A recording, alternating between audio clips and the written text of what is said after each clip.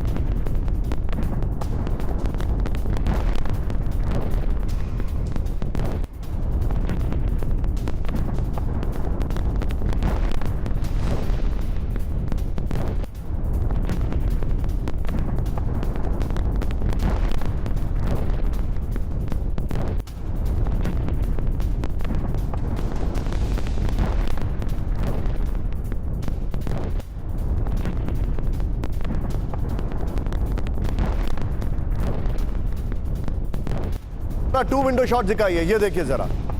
दमिश्क में बड़ा हमला किया गया है और ये आपके सामने उसके विजुअल्स है। ये देखिए, एक कल रात का है, एक अभी का है। किस तरीके से अटैक किया गया है। इस सब के बीच में एक और बड़ी खबर। सीधे आइए, ब्रेक करिए, मेरे बगल में सीधे आइए विजय। सीरियाई सेना की स्ट्रैटेजिक पोजीशंस पर हमला। ब्रेक करिए जरा।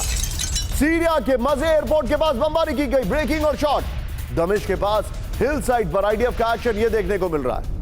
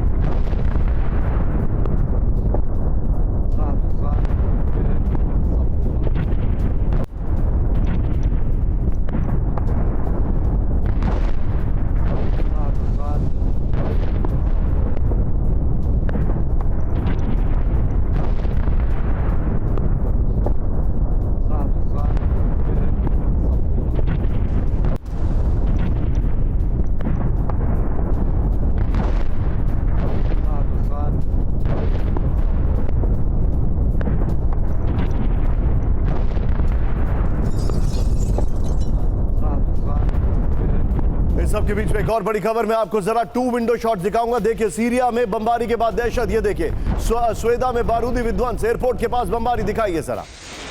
ये तस्वीरें देखिए अब आप।